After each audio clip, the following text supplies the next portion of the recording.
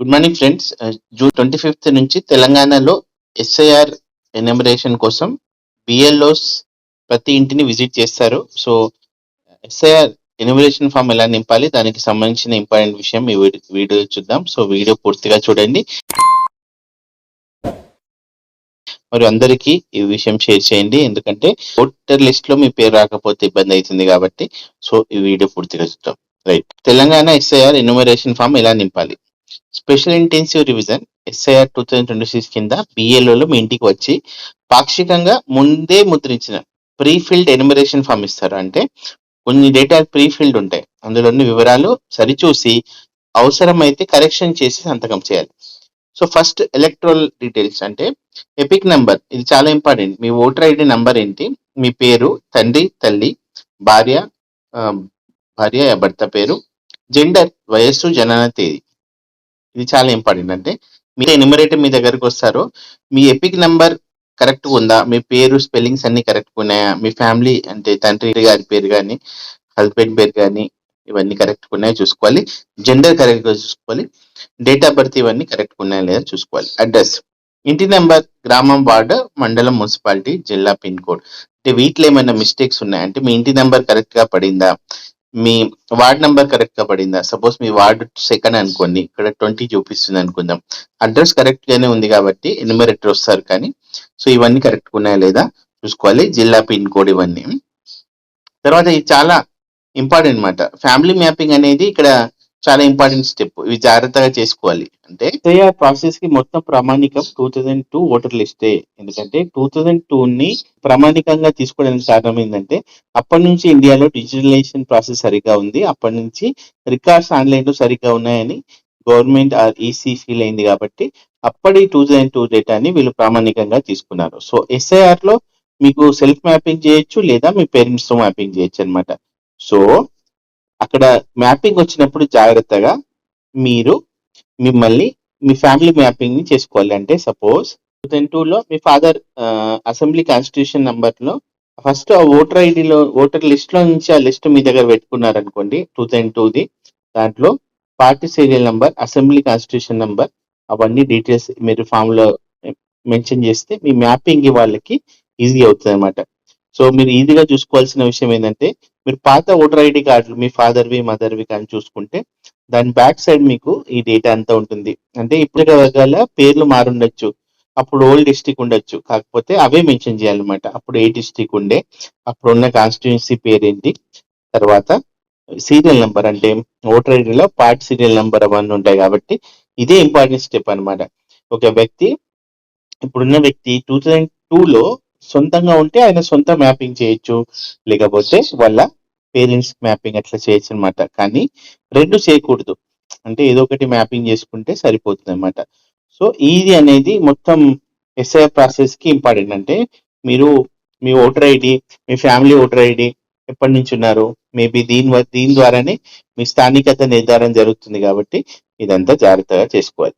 Suppose మీరు old electoral రోల్లో మీ details కానీ మీ ఫ్యామిలీ మెంబర్ డీటెయిల్స్ కానీ ఎతకాలంటే సింపుల్, ఈసీఐ నెట్ సైట్కి వెళ్ళినా లేకపోతే యాప్ యూజ్ చేసినా మీకు search in last SIR electoral అంటే ఇది 2002ది చూస్తే మీరు ఇక్కడ స్టేట్ సెలెక్ట్ చేసుకునే ఆప్షన్ ఉంటుంది.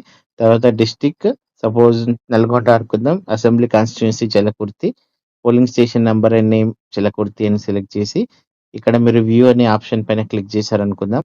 సో అప్పటికి సంబంధించిన ఎలక్ట్రల్ డేటా మీకు ఇలా వచ్చేస్తుంది. సో ఇక్కడ మీరు చూసుకుంటే ఇక్కడ అసెంబ్లీ కాన్స్టిట్యూషన్ నెంబర్ 287 చల్లకుర్తి, పిఎస్ నెంబర్ 115. సో అలానే పార్ట్ పోలింగ్ స్టేషన్ నెంబర్లో ఇవి ఉన్నాయి కదా, state PS SI serial number, దీని ద్వారా మనం అక్కడ ఎన్యూమరేషన్ ఫామ్ లో ఫిల్ చేస్తే మనకు మ్యాపింగ్ అయిపోతుంది. మొబైల్ నెంబర్, ప్రస్తుత మొబైల్ నెంబర్ నమోదు చేయండి. మొబైల్ నెంబర్ అనేది చాలా ఇంపార్టెంట్. ఈమెయిల్ ఐడి అడిగితే ఈమెయిల్ ఐడి కూడా చూడండి. ఇదంతా మీకు లేటెస్ట్ అప్డేషన్ చూసుకోవడానికి పనికొస్తుంది. సో డిక్లరేషన్ అనే సంతకం, ఇది కూడా చాలా ఇంపార్టెంట్.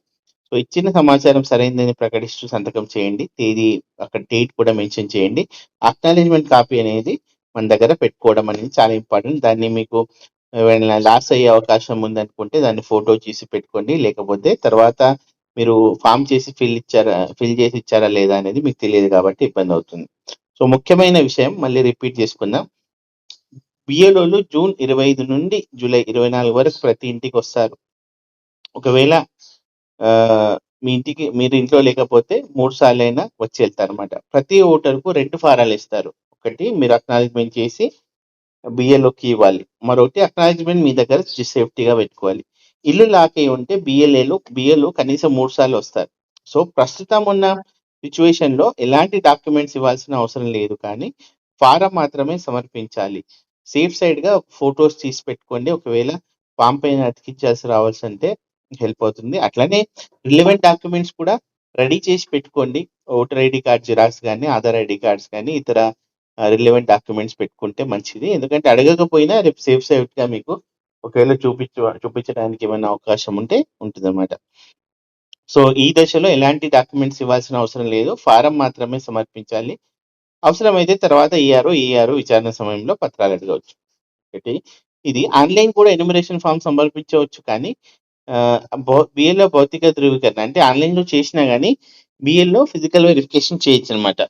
జాగ్రత్త పడాల్సిన అంశం ఏందంటే ఫామ్‌లో మీ పేరు, ఎపిక్ నంబర్, వయస్సు, చిరునామా తప్పకుండా చెక్ చేయండి. తప్పులుంటే వెంటనే బిఎల్‌ఓకి తెలియజేయండి. ఫామ్ సమర్పించిన ప్రతి అర్హత కలిగిన ఓటర్ పేరు డ్రాఫ్ట్ ఎలక్టోరల్ రోల్‌లో చేర్చబడుతుంది. సో, ఈ పేర్లలో డ్రాఫ్ట్ ఎలక్టోరల్‌లో మన పేరు లేకపోతే ఇబ్బంది అయితది కాబట్టి జాగ్రత్తగా ఇవన్నీ సో, ఆన్‌లైన్ ఎలా చేయాలన్న దాని మీద మనం మళ్ళీ ఒకసారి చూద్దాం. అది ఇంకా మన పోర్టల్‌లో ఒకసారి నేను ట్రై చేసి మీకు చెప్తాను. సో, మీన్ వైల్ నేను చెప్పినట్టు ఇది తెలంగాణ ఎస్ఆర్ ఫామ్ అనేది నింపడం అనేది ఇది ఆంధ్రప్రదేశ్‌కి కూడా హెల్ప్ అవుతుంది. అక్కడైనా సేమ్ ప్రాసెస్. కాకపోతే ఈ ఫామ్ సబ్మిషన్ అనేది చాలా జాగ్రత్తగా తీసుకోవాలి.